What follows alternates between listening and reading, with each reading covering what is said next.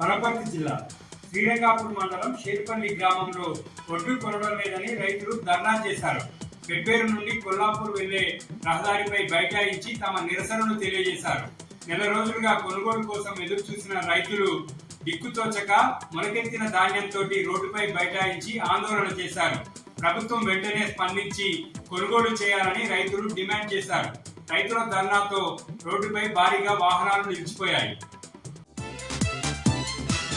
వనపర్తి జిల్లా వనపర్తి మండలం రాజనగరం పిఎస్సిఎస్ కి సంబంధించిన రైతులు కొనుగోలు విషయంలో జరుగుతున్న నష్టంపై జిల్లా కలెక్టర్ ఆదర్శ్ సురభికి వినతి పత్రం అందజేశారు.